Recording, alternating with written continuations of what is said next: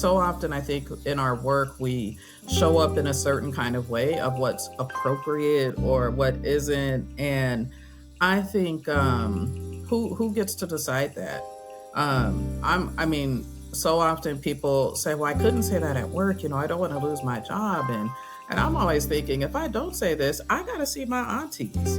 And I'm not trying to get in trouble with them because I am 49 years old and I am still scared of those ladies. They'll get me.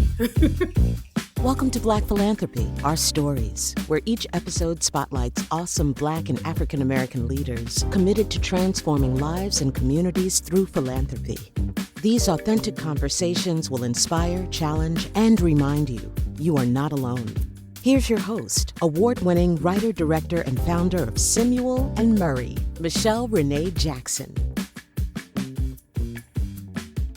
Hello there. I am so grateful for you today. Thank you for taking the time to be with us today. I am so excited and pleased to introduce our very first guest on Black Philanthropy, Our Stories. And our first guest today is sea artist Gardner-Gleser, also known by many of us as CC. CC is the founder and the principal for her company, Black Ivy Collective, which provides coaching services and consulting services for philanthropic organizations. CC, thank you for being here today. Thank you for trusting me to help tell your story and to celebrate who you are. We've been in conversation for a bit of time. Even last year in 2024, we thought that we would do this podcast in 2024, or at least we're thinking about launching it in 2025. And I remember you saying, Michelle, we have this election coming up and people are pretty nervous. Do you feel like you want to do a podcast on Black philanthropy, given how everybody is nervous about talking about all things, anything Black? And in 2024, I think we had this conversation, CC, in November 2024. And I remember saying, yeah. I mean, what's the worst that can happen in 2025 after that election? I just assumed that we knew we would have a new administration and things wouldn't change. And boy, was I wrong. But what I was right about is that is still value and urgency in helping to celebrate Black leaders within philanthropy. CC, you were an example of that. If 2025 has taught us anything at all, it's that helping to tell these stories is the most important thing that I could be doing with my time right now with you. So again, thank you for being on our show today. Cece, I know I've spoken with you a great deal about the ways in which I come into philanthropy, namely as a artist. I'm a writer, I'm a director, I'm a photographer, and we are on the asking fundraising side of philanthropy. And one of the reasons why how I come into this work is to honor our enslaved ancestors. I know that I descend from enslaved people and that you descend from enslaved people as well. And so my first question for you really relates to, how do you enter into this work of philanthropy? Is there anyone or anything that you keep in mind when you're in the space of philanthropy? Thank you so much, Michelle. Thank you so much for having me as well. I'm super excited for our conversation today, and thank you for that question, because we don't often get a chance to pause and really think about who we're bringing with us and where we come from. Um, and I always think about the folks that I'm honoring. I think immediately it's always like my mother, my aunties, my grandmothers. It's the women that have come before me, because I'm in spaces that I don't think they could have ever imagined, and they were brilliant, and they deserve to be in these spaces. And I think about like where we come from, Louisiana and Texas and Gullah Geechee people. That's my people, and I always think about it as, when we took that journey, 400 over 400 years ago now, there was someone that was captured and put into the bottom of the ship, and that endured, oh my gosh, just atrocities, and then being enslaved for years. And then, the emancipation or whatever that was, and then Jim Crow and all the things. So there was someone somewhere 400 years ago whose blood is running through my body. Um, and that's the inspiration. Like, damn, how resilient are you to have endured all of those things for us to be here and have a conversation today about really who we are and whose we are. We belong to our ancestors. Cece, when you were saying that, one of the things that came to mind was the t shirts that so many of us who descend from enslaved people wear that says, I am my ancestors' wildest dreams. And so when you're talking about the women that you honor and the ancestors that you honor through doing work within the sector of philanthropy, what are some of those spaces that you inhabit that you can imagine that your ancestors and the women that you come from could never have imagined inhabiting for themselves? I mean, every room I go in, I'm like, oh, my grandmother be proud of me. Did I just sit here and not say the thing that I was supposed to say? When I'm in, sometimes I think in rarefied air in philanthropy and so many, definitely predominantly white spaces, whether it be in school, at work, or any room.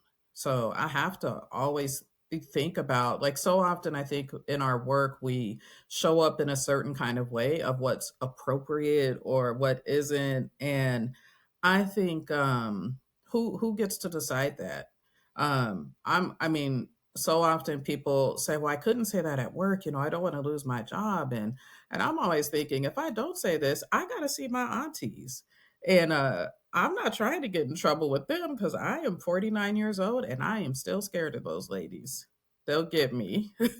Thank you for acknowledging the power that Black women have over so many of us. It doesn't matter how old we are. If you're raised by a Black woman, whether she's your mom or your auntie, they still have this influence on us that's amazing. My mother, she has a look, she has a phrase, she has a tone. I imagine your mothers and your aunties have the same tone, look, all the things that can force you to sit a little bit taller, that can make sure that you're wearing a slip underneath your dress. All these things that are just so amazing about the women that we come from. And so, yes, it's not just who is in that space that we're sitting in a conference room, it's who's not in that space and how are we going to be accountable to those women when we come out of that room, I think is so valuable. So I appreciate your perspective on that. Can you share a little bit more, Cece, about your own entry point or journey point into philanthropy? For example, did you go to college and was this something that was on your radar? Whoa, yes. So like I have I think what many will call a non-traditional background. Being the first person in my on my parents to have went to college and graduated. I got pregnant in 10th grade. So I think at that point it was a lot of not just society, but also maybe family that was like, oh no, what is she gonna do now? And I was like, I'm gonna do what I've been doing. I'm gonna do my homework. I'm gonna steal all the plans I had. It's not a question of if I go to college, some post secondary school. The only question is when and where. So I remember, working for a number of years. Like I worked 3 jobs at one point, and this schedule was just crazy. I was working at Nordstrom in the morning, so about from 9 a.m. to 2:30 p.m. And then I worked swing shift at Kenworth Trucking, which was from 3:30 to midnight, where I was a certified forklift operator and fiberglass specialist. And then after midnight, I went to Target and I worked there from 2 to 6 a.m., did overnight stocking. And so I did that for a number of years. And the only reason I shifted to this thing called software was because there was an internship position open and my daughter was starting kindergarten. So I needed regular hours. I couldn't do all of those things now that she was going to be in school. And And, when I was in software, I was always the person that I had all the questions. I'm like a 4-year old. Like, why do you do that? Why is that like that? Why? And I know people would get tired of it, but I'm like, I'm here and I'm curious and I need to learn. And then, I would like, oh, I would ask folks, I see there's a position open. Can I apply for this? Because my role was temporary as an intern. And they would say, well, you don't have a degree. You can't, and I wanted to apply to get certification as a software test engineer, and they'd say, you don't have a degree. And then I went through that process and I was certified. So I kept kind of proving my point. And after I think I was there about 8 years, and then I was like, okay, I think I've proven my point. I could do all the things without a degree. And now I'm going to go to college. And I applied to lots of schools on the East Coast when I was 28 and decided to go to Yale from transferred from my community college with an associate of arts degree. And my husband and two children. My daughter was 12 at the time, and I had a 2-year old son. And we moved from Seattle to Connecticut, not knowing anyone. My husband's job was going to allow him to work from home for the years that I was in school. And I had quit my job to go to school full time at this point. Um, and that experience completely changed my life. I had never been, I just, I mean, I hadn't been in any kind of space like that, like Yale. Yale. I just, oh my gosh. I mean, it was beautiful. Um, there were lots of smart people there. I think coming into it as a 28-year-old, that honestly, like my first year, I had to take a math class and it was on my acceptance letter. And I was like, oh, no problem. I will take whatever the lowest math class is here. And I had not had math since 1992. I think because in Washington State, you only needed 2 years of math to graduate high school. So I had finished my math in 10th grade, and I think I took algebra too. So I had never had geometry, trigonometry, none of those things. And now I'm at Yale, and I'm like, I'll take the lowest math class, which was calculus. So I was like, wait, people, what is this? Sine, cosine? And people are just here doing this math. So I think I definitely experienced some times of imposter syndrome, like why am I here? I remember calling my aunts as this almost 30-year-old woman, mother of two, saying, I want to come home. I can't do this. And they were like, nope, you're gonna do it. You got it. You're smart. And you can learn anything. So it just I mean I hung in there reluctantly, and I learned all the things I didn't know. And not just academically, but Well, this is an important point, right, Cece, that Yale, or we can just say college, university, that going to college didn't just provide you an education in class, that it provided you an education outside of class. And I think for a lot of kids that are graduating right now and who are trying to think about what schools they're going to, or even what schools they might be applying to, they think in terms of this place is going to provide me with a degree and with some sort of lesson plan on how to get a job, which we all know that's not going to happen. But they're still very focused on the academic component of what college has to offer. And I wonder if you can share a little bit about what you gained from Yale that was not in the classroom or in the books that you were reading. it was there that I learned to take advantage of every opportunity. I think at first I was carrying again like some imposter syndrome. I wouldn't go to some of the school events, or I'm like, this isn't for me. I'm not supposed to be here.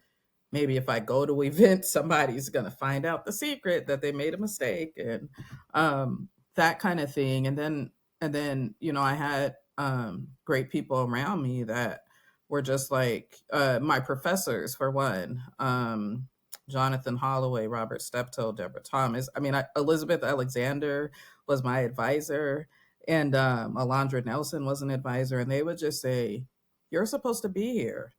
I had a professor, Kalila Brown Dean, who, well, it was so fun because we're the same age. And she's a professor and I'm a student. And I remember going to her after class and I'm like, I can't do this. These kids are so smart. And she was like, girl, no, they aren't. She said, they know how to BS better than you. She said, you think I don't know who didn't do the reading? And it was then that I just really, it gave me the opportunity to just look at people as people and stop coming in putting all of these ideas on them. And I was like, you're just a person, either you read it or you didn't. But what I do know is that I read it, I took the notes, and I know what I know. So, Cece, you've had this journey, right? Which, again, you would say is a non traditional journey. You have had a baby when you were in high school and you kept on going. You worked at Target, you worked at Nordstrom's, you worked as a forklift operator, and then you find your way into Yale at 28 years old and you're experiencing this new world. And but then I think the question still is, how does that all connect to being in the space of philanthropy? Because you can do all those things and still never even hear the word philanthropy. And so, what actually gets you into the space of philanthropy as a sector? Oh my gosh. So, yeah, so after I graduated from Yale, my husband's job was like, you got to come back because she's done. So we went back to Seattle after 4 years. So, I just want to stop you for one moment, Cece, and just acknowledge this man that has, it really sounds like, gone above and beyond to support you on your journey. And if we could just support him by saying his name, I'd love to know what your husband's name is. Josh. Thank you. Yeah, thank you. And and then I decided, oh my gosh, I'm going to work in schools because I had always volunteered at my kids' schools. They had gone to private independent schools, and they're those kinds of schools are predominantly white. And I said I want to be in this space with I want to work with youth. I love working with kids, so I want to come here. I want to learn. I think it's important that other kids of color see me in these buildings because there aren't a lot of adults of color. But then I also thought it was important for white students to see me because they may not be exposed to a good amount of people of color. And so I went to work at a school where I was the registrar and the board assistant. And everyone in my family thought I was crazy. They were like, girl, you just went to Yale. You're going to be the registrar and you're going to take the minutes. And I said, my purpose here is to learn. Being a registrar allows me to work with students, families, faculty, the administration. I'm working with everyone. And then taking the minutes at the board meeting, I'm learning how a board operates.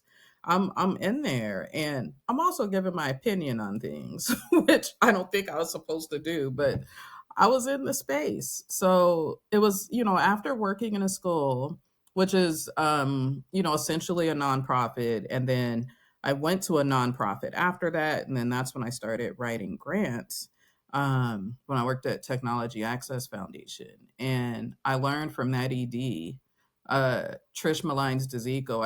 I have to call these people's names because they totally changed my life. And I remember we'd write grants and then we'd work really hard on them. And so either there were a couple things that would happen. Like if we got the grant, the funder would want to tell us how to do our work. Like we're going to give you the money, but this is what we want you to do. And I remember watching Trish just say, well, no, we're serving family and children. That hasn't been researched and vetted. And we have our plans. You funded us. Let us do what we know to do. Um, and not falling into like letting the funder control the organization. And then the second thing that I noticed would happen is we'd spend all this time doing grants, and then we would not get the grant. And then we'd get a call from a white led organization that would say, hey guys, we just got this grant and it's to serve kids of color. Can you help us? And it would be the grant that we applied for that we didn't get. So it was kind of through that learning, I was like, this philanthropy thing is crazy. I got to get in there. I got to get on that side and I have to learn how people are how people are doing this work. Like, who's making these decisions? Who are these people? So I started doing grant committees, like participatory grant making with some organizations. And then, I remember one of my first ones I learned, it came down to some, like to two choices at the end. And it was me and one other woman of color. Everyone else was white women. And they said, oh, okay, so we have to choose between, like, there's this teen pregnancy prevention grant that we love, and we want to really award that one. But then there's another grant that I was for, which was like to support teenage mothers. It was like a group home with teenage mothers.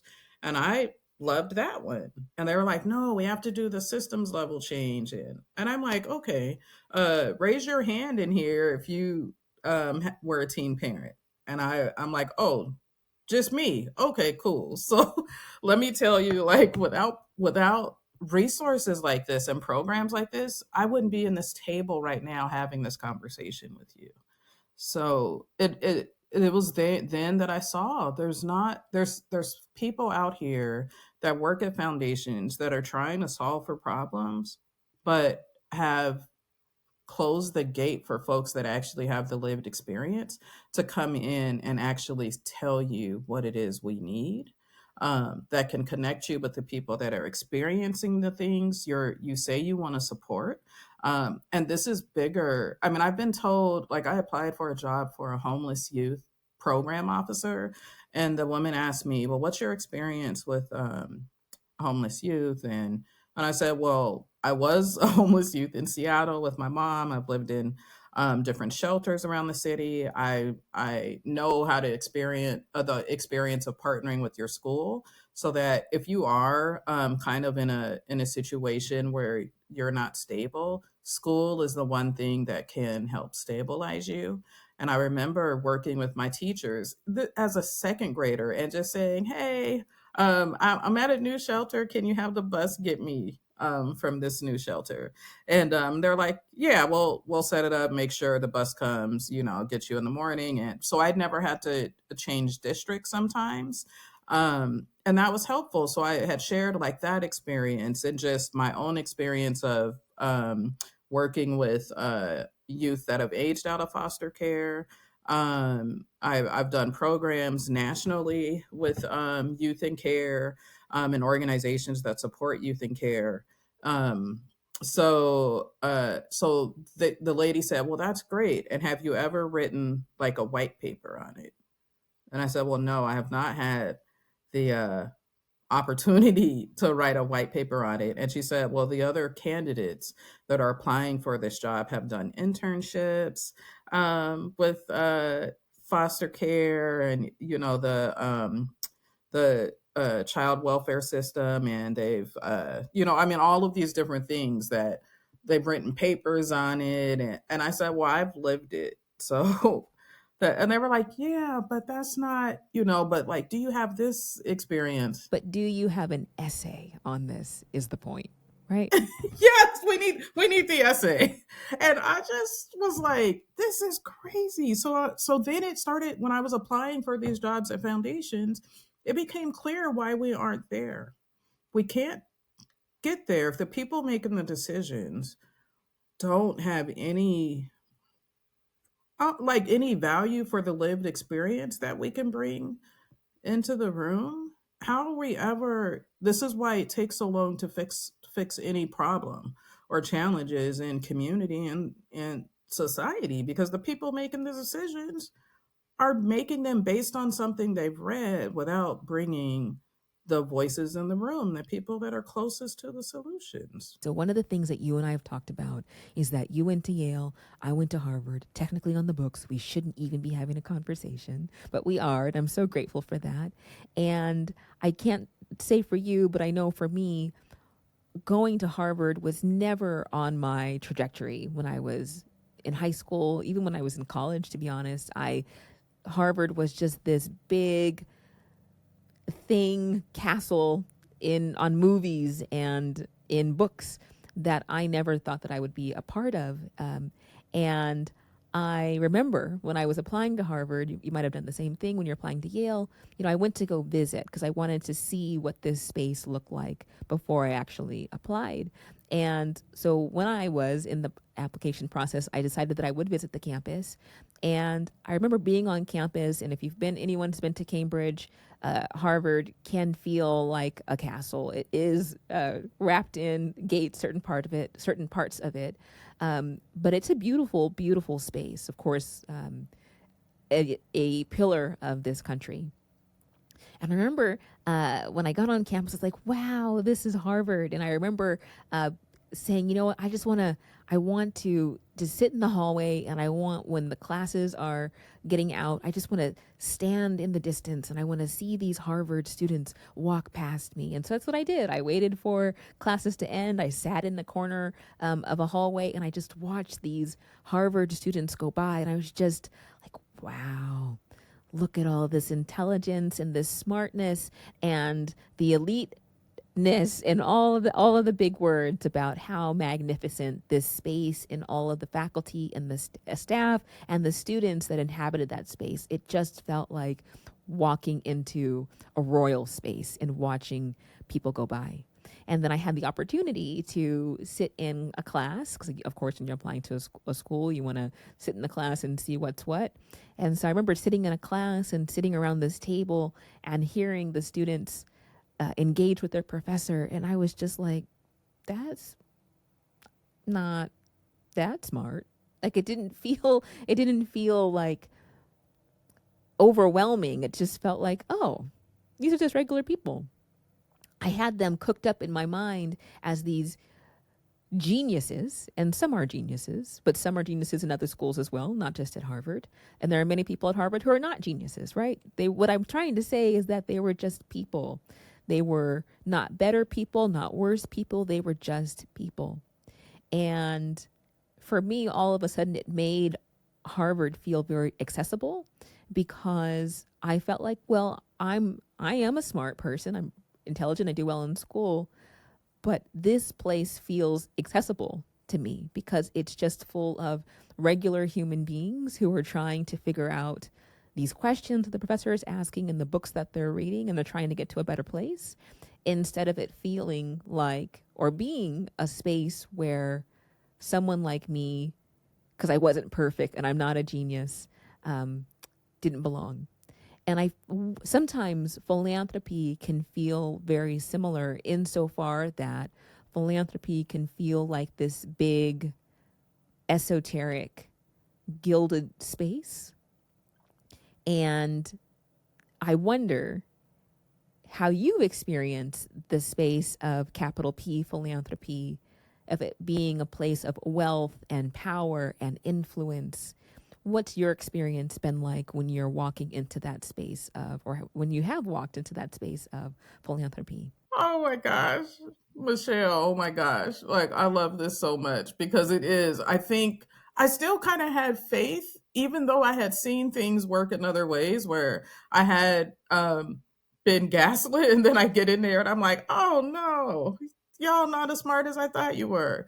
And philanthropy, I think, is another space where I was not defeated. Like, I would get the interview, but then I often wouldn't get called back because I would do my thing of asking the questions, and some people didn't like that. And so I just was like, if something is this hard to get into, man, if I can get in there, it's going to be so amazing because I'm going to be surrounded by the best and the brightest. I'm going to learn so much. And then I finally got hired. And then I started being able to go, like, now you're at a foundation. So you can go to all of these meetings with other folks that work in the foundation world.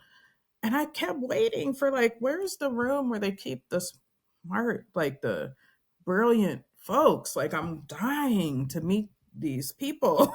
and and I would just say, like, I was not impressed. Like, I kept waiting for the moment that I would just be blown away, and I'm like, oh my gosh, can I sit at your feet and learn from you? And instead, I think I was kind of met with a lot of gaslighting, a lot of folks telling me, like when I would again do my thing and ask questions, they're like, well, you just don't get it. And I'm like, I feel like I do. And but they would always say, well, you just don't get it. You don't understand how this works. Um and then I would keep asking questions, and some folks would say to me, like I remember I had a 360 review because I was in a coaching program, and the thing that kept coming up was like, well, I show up appropriately. I don't know if that was the word, but it was like I show up too familiar. I have to like dress a certain way, and like I wear black sweaters and a scarf and comfortable pants. I always look neat and appropriate. I think I'm not going to dress up and be uncomfortable. It's not who I am. And I'm not going to pretend to be someone I'm not. And they would say, I remember one white man worked at one of the biggest foundations in the world told me that I would have to start thinking about changing how I change maybe how I dress or just how I approach things, and if I wanted to move further. And and I said, I don't understand. Like, I'm in the room with you. Are we not at the same meeting? But you're telling me I'm not like playing the game essentially. And I don't think that, getting into philanthropy is really, the veil was pulled back, and I'm like, oh, this is what this is. This is what my grandmother does. Like, for everything that happens in philanthropy, I could make up a story or a scenario of what happens with my cousins, like, or with, I always use the story of my grandmother sending all of the grandkids. She has a lot of grandkids, and everyone, she would do their birthdays every year. And she would send them $5, or other times it'd be a Barnes and Noble gift card. And my youngest daughter, who's one of the great grandchildren, she's the one that was like, I kind of don't want the Barnes and Noble gift card. I got enough books, and I just want the $5 because I want candy. And so just give me the $5.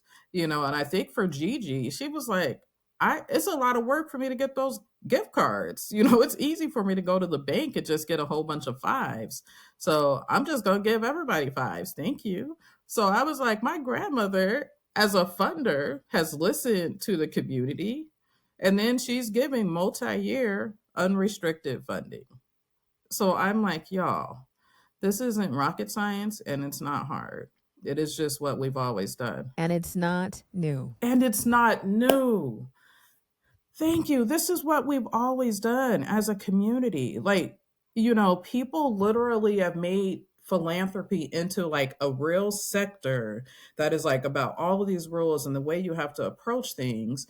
And every time I can look at anything we're doing in philanthropy, and think about the mutual aid that communities of color have done for years. Like, how often do we have like a little cousin that's going to college, and then we all send them with some money so they can buy books or snacks or whatever it is they need?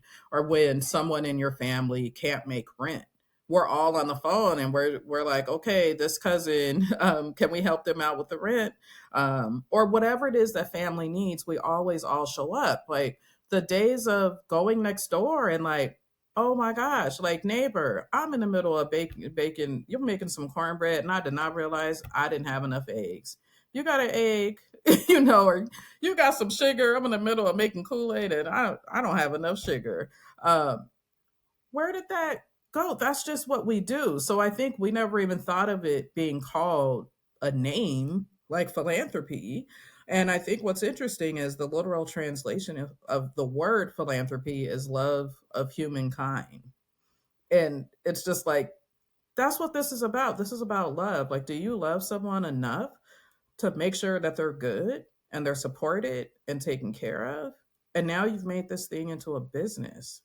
And that's why I don't think it works anymore. Because it's become a business. Because we've lost sight of like, this is literally about helping people, not about, can we make the application as hard as we can? Can we make the reports? as big and heavy as we need to make them. How, and then how we folks in philanthropy will hold power up here, like there is a power structure. And like, who are we to get to say, like, we get to fund your program or not? I don't think it's robust enough. I don't think I feel like you should do a music program instead of visual arts, because that's what I'm interested in funding, even though you've told me that your community actually is really deep into visual arts and has a long legacy of that. But now I want you to do something different because it's what I enjoy. So, Cece, let's back up for a moment and talk about this idea of brilliance and philanthropy. And we're not saying that the sector of philanthropy is filled with non-brilliant people, right? Because that's not true. We know that there are amazing people in the sector of philanthropy at the leadership level to the entry level. And many of those individuals are on this show, yourself included. But what we're ultimately trying to say here is that one has found themselves or has put themselves in a position within the sector of philanthropy to make decisions about where money moves or even how one asks for it, that person's position, that it exists, that they inhabit that space, is not necessarily because they are brilliant. It might be family relationships. It might be networking skills. It might be hustling skills. It's lots of certain things. But the point here is that this idea of brilliance, just like at Harvard, just like at Yale, that in order to be in these spaces, you must have an IQ that is so high. You must have the grades that are a certain level. You must have a level of brilliance, genius in order to inhabit these spaces. And it's just not true, because just like Harvard, just like Yale, it is run by human beings who have limitations and who have strengths. And the sector of philanthropy is no different. And what we're trying to argue, I think you and I, is that idea of brilliance has been kept out, has been used to keep people out. If you are a teen mom, if you have experienced homelessness, if you have experienced foreclosure, if you have experienced some sort of societal setback, that somehow removes you as being eligible to be in this very powerful sector of philanthropy. And what you are saying, I think, is that part of your identity in philanthropy as being someone who has been homeless, who also has been a teen mom, that those are actual benefits to you being into this sector. They're not setbacks and making you ineligible. They make you even more eligible, because those perspectives and those experiences are what help you to inform how philanthropy is done. And this idea that one must be brilliant, must be a genius, must be elite, must be all these things. And if they're not those things and they can't be helpful or useful in the sector of philanthropy, is inaccurate, not useful. And I just wanted to acknowledge that. We acknowledge that there are amazing people within philanthropy. We acknowledge there are a lot of people who are not amazing as well, in the same way that many other institutions have amazing, awesome people and very mediocre people as well. But the question that I have for you next, Cece, is this question of belonging, because you've talked a bit about this being some there being some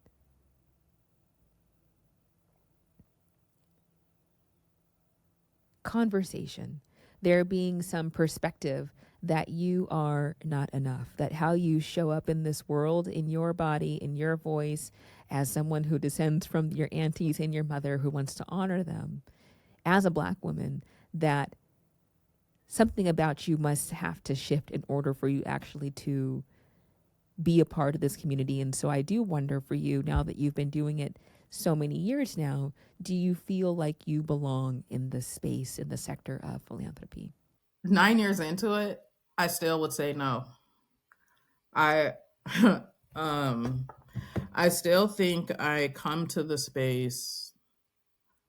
I don't think it has to be this hard.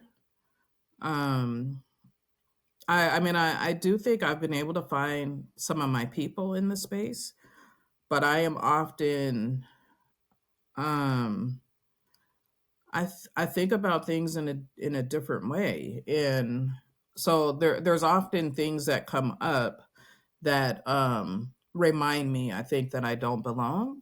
And like the folks that I have like the privilege of working with, I feel like anyone that works with me maybe has felt like they're taking a chance or something, like they believe in the work that I do and the work that I can do, and they're like, we're not really sure about it, but we want to take a chance with this person and collaborate and be in partnership with them. And I think I often feel that, and I'm like, why is it? Because I may speak the truth, I ask the hard questions. Why am I still like the risky choice? I still work in family philanthropy as a consultant, but sometimes I'm like, oh, it'd be fun to, work in the arts or something like that. And I don't feel like I ever do well in an interview because I'm just not that. You're asking me questions that aren't like, I want to talk about me. I want to talk about like, why am I passionate about this work? I have to be able to talk freely for you to really get an essence of who I am and what I bring. I can't do these boilerplate questions. They don't, if you only ask me the questions on the sheet, you're never going to actually get to know why I'm so passionate about this work, why I'm joyful and hopeful about it. We can't get there. So, why do you think you are so passionate about this work? I don't know. It's like an interesting question where philanthropy has been the place where I have found that I could show up um, as myself in the fullest form. And I know it doesn't work in every space that I'm in philanthropy, but the spaces that it does, I feel the shift happening. I feel the humanity. Um, and I think we just have to be free to try some things that people haven't tried yet. Like I'm currently doing a lot of work in relational repair and just bridging relationships with across racial lines, with Black and Indigenous folks, with Black women and white women. And it has been through this work that it's definitely unconventional and a lot of people don't understand it, but the humanity and the vulnerability that shows up is what is going to shift all the things, in a way that I think people haven't even begun to see or allow themselves to see. What role do you think philanthropy plays in all of that? I think philanthropy has a huge opportunity right now to throw out so many of the rules and the things that we've been led to believe are real, and and just turn it on its head. And I think now is like the best time to do it because there's things happening around us that have not happened.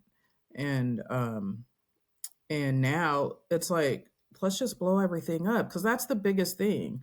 Once people see we're more like, my health and my well-being is intrinsically connected to you, you can't like you can't be okay with me hurting, because you do realize like if something happens to me it also happens to you. And I think philanthropy is just in a unique position where someone used to say, god, I can't remember who, I don't know if it was Vule or but like philanthropy has no natural predators, right? Like, who's going to get philanthropy? There's endowments and there's money tied up, right? And investment, so the money can go down. But I think there is a shift happening now where you have more foundations than ever that are sunsetting, that are spending down. And a lot of folks don't want some of these foundations that show up with a social justice orientation to sunset and spend out because they're like, we need you in the space. Why are they changing? Why are they doing this? And it's like the good thing about it is they literally are spending down, like their money's going faster than it can make money. For those who don't know about the relationship between foundations and endowment management, say a little bit more about what exactly a spend down is. So like when we talk about sunset, like say someone has a asset size, an endowment size of $100 million. Philanthropy, the one rule that foundations do have is that they have to spend at a minimum of 5% a year. And that includes their grant making, their administration cost, and all of those things. Um, and if you and the numbers show if you spend at around 5%, you'll actually keep your investment will continue to make money so that your corpus, even in 10 years, it'll look like you haven't really spent much money. 5% seems to be the magic number. When you start spending about 10% or a little more, that money is going to go down a lot quicker. And when you make the decision to do that, which you make the decision to put more money out into the community, then it can trip a lever that takes you to a spend down where your money, it may take 10 years, but your money is just going to is spending so much faster than the investment can make, and it's going to be gone. So before, a lot of foundations wanted to exist in perpetuity, like they wanted to be around forever, especially family foundations, because they wanted family members to be involved um, till the end of time. Like I want my great grandkids to be able to come in and make decisions about grants. And now people are decentering themselves and decentering the foundation and saying, like, what is the purpose of this and what does community need? And we have to show up in this right now. And so I think there's some really powerful things happening that like officially philanthropy is engaging in, and maybe it's how do we help organizations purchase property or something like that for an art space, or because of displacement and gentrification has moved out a lot of people of color. So what are the and also I think tying in philanthropy, how was a lot of this wealth amassed for individuals? So, it's like in the beginning, we don't get to this much money in the world, in this country, particularly without, stolen land of indigenous folks, the attempted genocide of indigenous folks, and then free labor on the backs of Black bodies.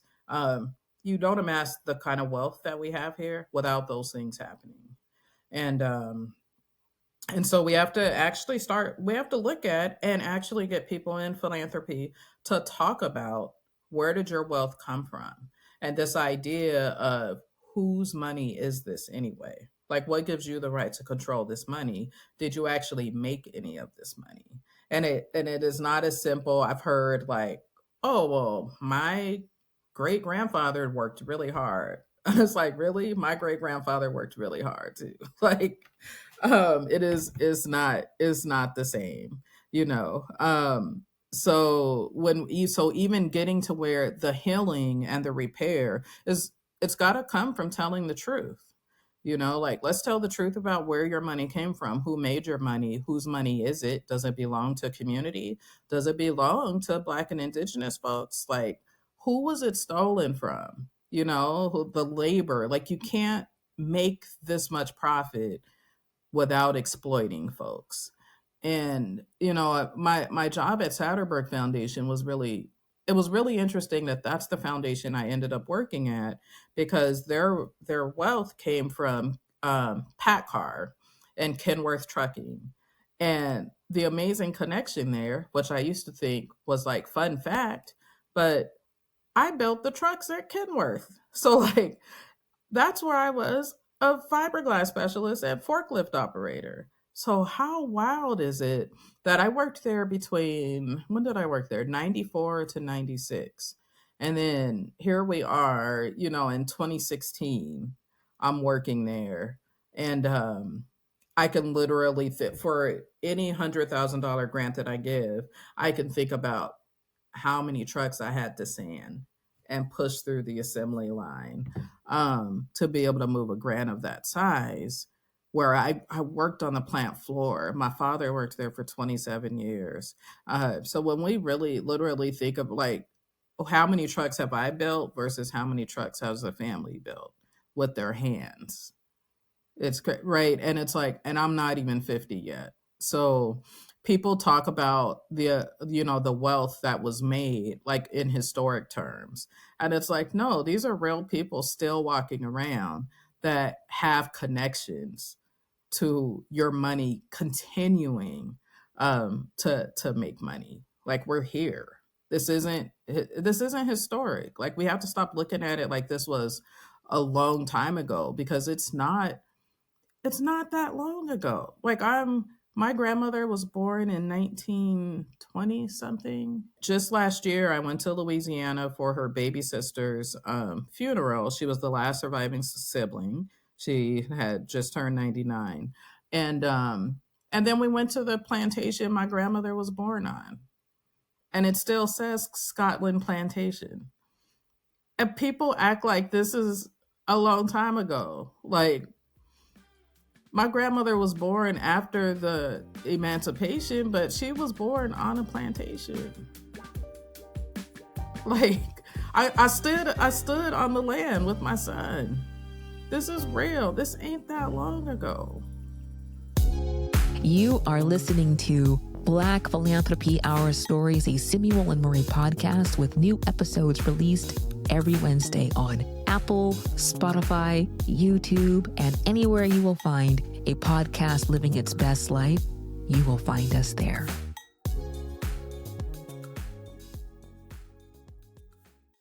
Cece, something that struck me was this idea of belonging. And I'll admit, I was surprised when I asked you, do you feel like you belong? And you said that you didn't. And then, but you've also said that you feel like the sector of philanthropy is a space where you can show up as your true self. So on the one hand, you don't feel like you belong, but on the other hand, you do feel like you can show up as your true self. And I wonder, what does it mean to show up as your true self in a space where you feel like you actually don't belong? Yeah. I think I think now I've just gotten to a point to where I have to just fully show up because I can't be switching roles and code switching and remembering who I am in certain spaces. And I think philanthropy is this one area where a lot of the things that folks want to work on in community um, are the things that I experienced as a kid. So I'm like, if I'm writing software, programming, or doing software testing, how is it going to impact like me being homeless as a kid is not going to change the way that I write code. Maybe it does. I mean, I don't know. But I know in philanthropy, there are times where I'm in a room and I may be the only person in that room that can actually share what my experience was like and I can make it real. And so I think it's a space where because it's so grounded in humanity that we have to allow it to get back in that space. And so when I can share those stories when it's relevant and bring it into a room, it frees up the opportunity for anyone else to bring their stories into the room. Because I think we've been told time and time again, like, this is a place of work, this isn't professional behavior, like you can't cry at work, right? Like you're not supposed to cry. But I'm like, I am a full person and there is something that is happening right now and my heart is breaking and I actually need to cry. And the fact that y'all are just sitting here working like it's a regular day and there were two murders, I cannot do it. um and because of the work that we do, you have to allow us to come into the full place. Um, you have to. And I think it forces what I found is at first I had never seen like white folks, I think, the culturally, like, definitely will not show feelings at work. And then it'll be like the people of color that just tell the truth and, like, this is my experience or this is my family's experience. Especially in grant making, you've been to a site visit where you bring board members, other folks that work at the foundation, and then they want to hear from the grantee partners, like, kind of these sad stories, like, oh my gosh, this is heartbreaking. Oh, I really want to fund this. But it's like, now you got to tell us your story. You don't actually get to extract the stories from us anymore. You have to be a participant in this. And that's what I found is biggest the biggest hurdle at times, is the for the funders to show up and be vulnerable. Because I have found sometimes people, they're like, well, just tell us what to fund. Like, we want to do good work, we want to fund good things, but I definitely do not want to watch a video that's gonna make me sad. um, just makes me sad. I don't want to feel sad right now, but I do want to do good work. And now I think, nope, we're at the place where you got to actually you got to feel it. You got to embody it. You have to. You can no longer pretend that this isn't real and not let it get into your body.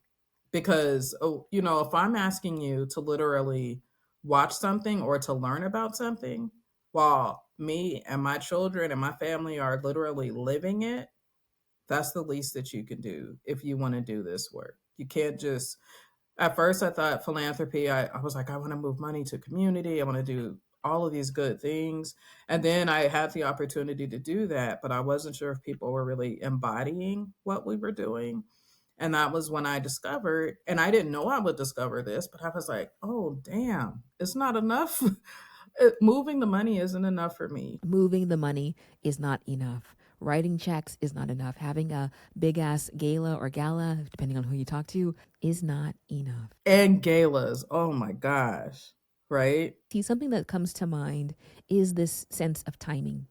So I'm a theist. I believe in God, and I believe that my life has meaning and purpose. I believe that your life has meaning and purpose. I believe that I have greatness inside of me. I believe that you have greatness inside of you. And I believe that everybody that's listening also has greatness inside of them. And that is important because this has come up for me in particular last year during the election or after the election results. And I was a part of a community of people who were feeling pretty desperate at the results and were in despair. And in this group of people were white men in particular who were feeling fairly hopeless about the future.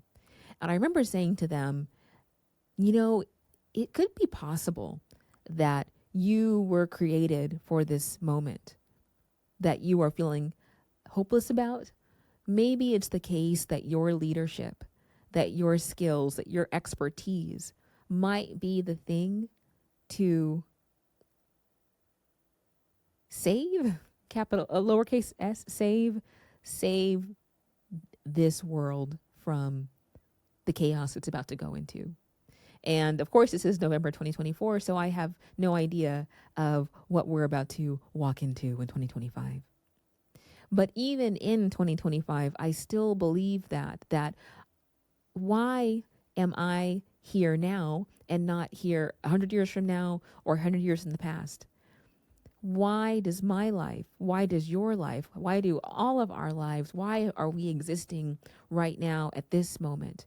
And I wholeheartedly for myself believe that there are ways in which I can be helpful for this moment, that I can be transformative for this moment through the work as an artist, through this podcast, through the other work that I do for our company, Samuel and Murray, that I believe that the work that I do as a friend, as a daughter, as a lover, all these sorts of things, that I think that maybe it's the case that I was actually created for this moment that can, where so many people are feeling, and myself included, many days feel like, God damn, is it ever going to get better? Are we ever going to turn on the news and it's not going to be so chaotic? So that's how I get through the day, reminding myself that my life matters and what I do with that life today matters and actually might be intentional on why it is that I'm here on the planet at this moment. And I wonder for you, how do you exist in this moment of, again, why you, why now, and not why you 100 years from now or 100 years in the past? Yeah, I think about that often, and sometimes I can get stuck in it. Um, but it's also what propels me forward, because I just so many of the, like, how crazy is it that there's a girl that had this baby in 10th grade and went to Yale, built trucks, gets to work in philanthropy and move grants. And I just think that I'm here to do something. And there's been times where I've met elders and they have just said, like, you're here on a mission, like you have a job. And at first, I mean, some of these old ladies, I'm like, oh Lord, no, some more crazy old ladies. And my grandfather was a reverend and I grew up in church, and so I was always just around these elders that sometimes, like, I would just hug them and I can feel the transfer of energy. And they knew something I didn't know. And I think as I get older, I'm trusting it, because there's so many things, like in philanthropy, doing this relational repair. I'm like, why am I doing this? This is frustrating work at times. Like, I don't want to be here. Who would sign up to do this willingly? And there's something in my body that I'm carrying forward that I have to do it. Like, I don't even see any other way, because there's something in there. There's an ancestral power that just pushes me forward in a way that I can't describe. And they're like, this is I think when we think about different movements over the years, and the different roles that we play, like, there's someone that will cook the food to sustain folks during movements and protests. And there, everyone has like a role. There's someone that is going to create beautiful art to go along with the movement, that now when I see this poster I recognize it, or I hear a song, someone wrote the song for us to march to. And we all have our role. And I think of just walking into that and owning it, that I don't know why, but this is my role right now, and this is what I'm carrying. And I think it's becoming more clear. Like this year, my son is 23 and he is graduating from Morehouse in May. And there was something, I had talked to my family, to my dad and my aunts about this. And when he was born, this was like the baby. Everyone was so excited. This baby boy was coming, Jackson. And then so recently I was feeling like this heaviness around it. And I had one aunt that would call him Mr. President when he was little. And so it's just like, I was like, you feel pressure from this? He's like, yes. So then we filed for graduation and everything. And then I was talking to my aunts about it. And we actually went through our lineage. And he'll be the first male to graduate from college, um, on this family line. And he's 23. So it's like, no one in his generation has done it. No one in my generation have done it. Um, and no one in my dad's generation or his dad's generation. And then before that, we were enslaved and it was illegal to read. So it's like that. And my when I was talking to my son about it, I was like, I wasn't gonna wait till you graduated to tell you. I didn't want you to feel. He's like, Mom, I already know. I was like, oh, you do. And he's like, sometimes, like, it's so much pressure. Like, why, you feel like you're carrying everybody's hopes and dreams with you. um and sometimes you don't want to, like, you're like, I don't want to. I don't feel like it. I don't want to. I want to be my own person. um but then it's so weird, because I'm like, why did I have to have this son? How come this son wasn't with my aunt, or my cousin's son? But there's something, I just think that we are vessels for so many dreams. of not just our family, but um, uh, our people. And I think I've always kind of known that in the back of my mind because when I applied to colleges from community college, most people, like, you live in Seattle, you go to community college, you transfer to University of Washington or Seattle University. And I felt, so I don't know if I realized it, but I knew, I was like, but I'm not doing this just for me. I have to do this for everyone coming behind me, for any other teen mom, for anyone's been told she can't do anything. UW isn't big enough. I'm applying to the top schools in the country because you need to know that you can do it. So everything that I do has to have it carries multiple purposes. And I think, and I'm finding, like, when I think about belonging and philanthropy, I don't think I ever really want to belong, because if I belong there, I may not take the risk that I take. I may get too comfortable. I'm always worried about that because I have seen, sometimes, like, people of color get comfortable in the space, um, and maybe forget what the mission was when we got into it. When you are thinking about people of color becoming comfortable in their positions within philanthropy, what does that look like to you? I think comfortable with the stability of a job, with benefits, with and just feeling like, well, we're making the grants and that's good enough. So people are comfortable just being a worker maybe, and not wanting to push the envelope. Not wanting to ask questions. Like, this is good enough. I'm good. My family's supported and taken care of. I don't want to rock the boat. I'm pretty nervous about that. And I think there's, and almost like, there's some, oh my gosh, this conversation is so good because it's just bringing out all these different thoughts that I have not thought about before, so things are connecting now. But it's almost like this adoption of individuality that has happened a little bit in communities of color and in some areas of the Black community, where we are reliant on, like, I have to keep stay safe in my job. I can't rock the boat, so I'm going to be here, just do what I'm supposed to do, nothing more. um, but when we lose that kind of collective caring and support that we know that we have, it enables you to do anything, because I will know that no one's gonna let me go hungry. No one's, like, I've been homeless, and I've also had my aunts come pick me up if I didn't have a place to stay. So I've always I've always been okay, even if other people thought I wasn't. I've always been okay, and we will always be okay, and we'll always take care of each other. And I think we have to trust that, and I don't think we trust that anymore.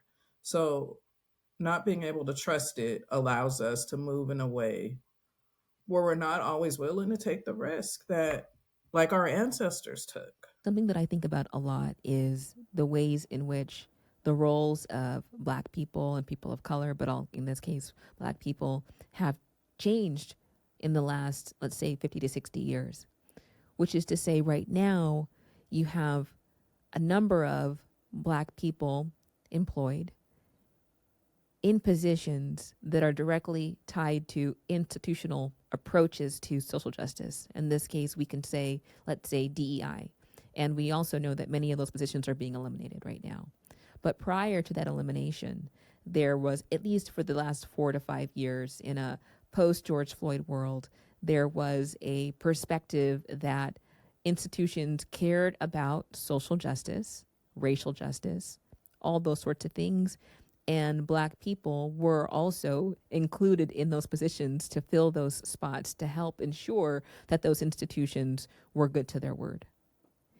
And now, with so many challenges at the highest, let's say, federal level, to how institutions can implement their perspectives on justice, you have Black people who are in those positions who are also concerned about the risk that's involved in doing that work and how that risk is attached to their income and how that risk is attached to their capacity to pay their mortgage or to pay their bills, their car bill, their educational bills for for their children.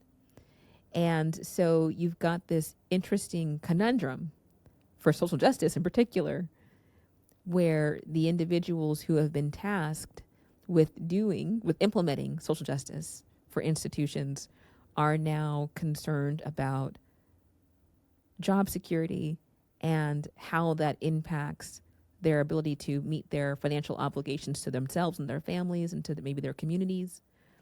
And because there's that conflict and that tension there, people are bowing out. They are doing what they need to do to feel safe, to make sure that they can provide for their families. And if that means that they don't advocate for the things related to justice, social justice, that they would have 6 months ago, I should say, let's say, a year ago, so be it. And that's different from our grandparents and our ancestors who had to advocate on behalf of themselves and Black people for equal rights. And they didn't have a job attached to their ability to do that, right? They didn't sometimes have jobs. And yes, protesting, boycotting could impact their capacity to do that job, whatever it was, cleaning homes or some other blue collar position that we were limited to back then. There just wasn't that connection. So you could still march, you could still protest with much risk to your life, much risk to your family. It's different. I don't know if I'm saying all that correctly or explaining it clearly, but it's different. And so I wonder if that sense of comfort that you're talking about, Black people, people of color becoming comfortable in the sector of philanthropy, if that's what you mean, that people are ultimately concerned about their capacity to pay their bills. Rightfully so. We all have bills. We all have mortgages or rent or some other financial obligation to ensure our own livelihood and the livelihood of the people that we care about. But that concern, particularly in a sector that philanthropy in a sector that pays really well, that concern ultimately is impacting how people do their jobs on behalf of transformative work, I should say. Is all that to say, is that what you're saying? Yes. Oh my gosh, yes. Because that's real, right? Like we gotta pay bills. We gotta pay rent, mortgage, we gotta buy food. As a consultant, I'm struggling with this healthcare, trying to pay this healthcare. I'm like, dang. And trying to think about it back in the day of like, did I always have health care? Or was there somebody in the neighborhood that I don't think she was a nurse, but everyone thought she was? Like, where are those people at? Like, there's something, I think there's something about like, how do we just get back to a little bit of where we were? I don't know. It's like we're trying to do something that someone somewhere has said this is how we need to do it. And I think there are ways for you to move within an institution that doesn't compromise yourself, where you can keep your job and like be able to pay your bills and things, but also ask the hard questions and just figuring out what how you need to navigate that, because it is scary when you have bills to pay. And I'm like, I remember I was like, something happened at my husband's job. They were laying off a bunch of people. I was like, when you go to work today, be quiet, because I work at a nonprofit and you have the health care, so I don't need you to be tough and stand up for other people's rights. You are good. Don't say nothing. Well, he was home about an hour and a half later and he was escorted out of the building, and because he did speak up. And we didn't have health care, for a long time. Um and it is like, how do you balance that? And that, I mean, I don't I don't know. I think we have to do what feels right for us. And as long as you feel like you're living in your truth, like never do something where you feel like you're compromising yourself, because you shouldn't have to do that at a job or anywhere you are. But I don't know what, like, right, like what is the balance on that? I think part of what you're addressing is this question of balance that we all have to figure out for ourselves, right? Um, you addressed at the beginning of this that philanthropy is ultimately about love, loving one another, loving the other, loving ourselves, and how we love in action is ultimately a personal decision that we each have to make for ourselves. And what I appreciated about this conversation is this reminder is that yes, we are responsible to the people in the room that we work with to a degree. And we're also responsible to our family members, to our parents, to our aunties. Like, how are we living in a way that honors them? But it's also, how are we living in a way that honors ourselves? That ultimately, my primary concern when I go to bed is, can I live with the person that I was during the day? And of course, who I am at night as well. But I have to live with myself. You have to live with yourself. We all have to live with ourselves. And are we living in line with our values? So I sympathize with anyone who's in a position where their ability to be mission driven, their ability to be justice oriented is being challenged right now, either at the highest level in our country or just within their current boardroom with their colleagues. It's painful because ultimately we want to live a life that meet a value as far as we determine for ourselves that there's value, and we also want to pay our bills. And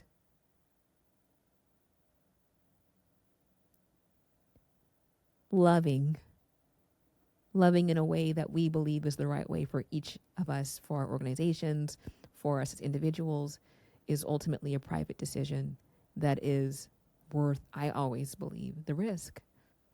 That I don't look to my government to tell me how to love. I don't look to my employer to tell me how to love. I look inward, and I'm led that way. And I have the luxury of running my own company, so I don't have so much conflict there, of course, so that's a privilege that I recognize. Let's just say by privilege, I mean I work 14 to 16 hours a day, 7 days a week. Not always sure if we're going to make the payroll or the operating budget, depending on what's happening with the economy. So that's a interesting privilege, but a privilege nonetheless to be self-employed, which I'm really grateful for and proud of. But all that to say is that I recognize that this is a real challenge that people are experiencing right now. And my perspective is that loving in a way that you believe is the right way to love is really important and worth any risk that one might face institutionally. Because what else are we doing here on this planet but to love in ways that are in line with our values? We've gotten to the point in the show where we're on our last question, Cece. I'm checking my watch, and it is telling me that you got to get back to your desk. I got to get back to my desk. Thank you for taking the time to be a part of this community, be our very first guest on Black Philanthropy, Our Stories. It's been such an amazing experience connecting with you, doing this work with you in this conversation. So our last question is really a simple one, and it really relates to hope. Are you hopeful these days during this time in this year where it is crazy out there? And if you are hopeful, where does your hope come from? Dang. I think really it comes from, I think really believing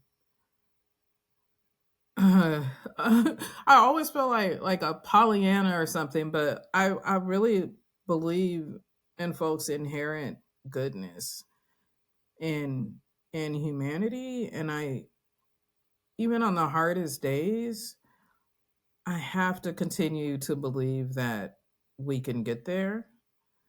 Um, and I think I just have to keep hoping on that. Not to say, I mean, there are some days where I'm pretty um nihilistic and I don't believe we're gonna be okay.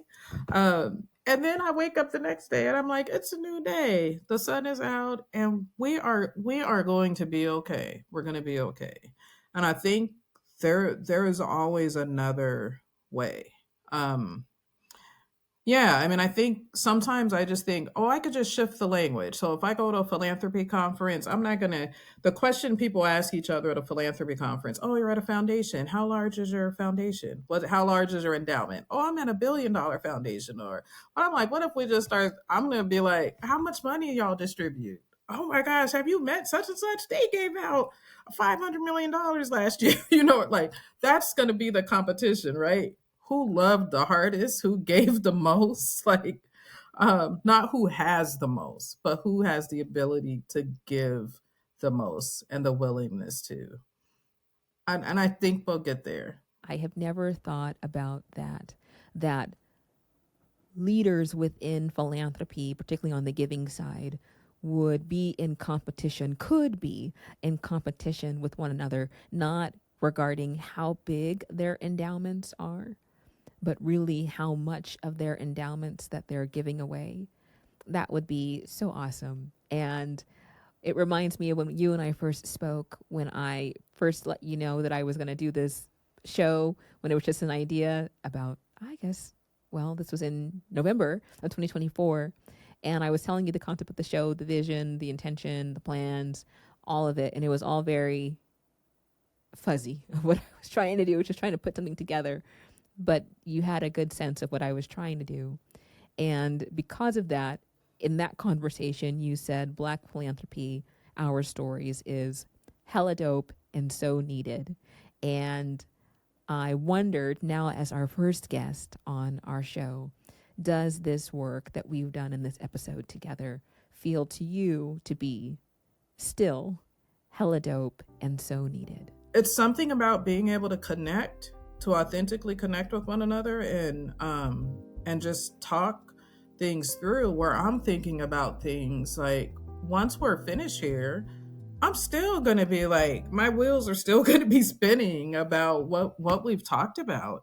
And sometimes, and I think we don't get enough space to just connect and think together, and think about what's possible, think about what makes us hopeful. So this is hella dope. Like, I mean, I've enjoyed it. It's been fun and I love it. Thank you so much for the invitation. Cece, you are hella dope. You are so needed. And you know I do not have those words in my vocabulary, so I will try to incorporate them to our listeners. Thank you for trusting Cece and me with your time today. I do not take and will never take your time with us lightly. You matter, you count, and you are so valuable.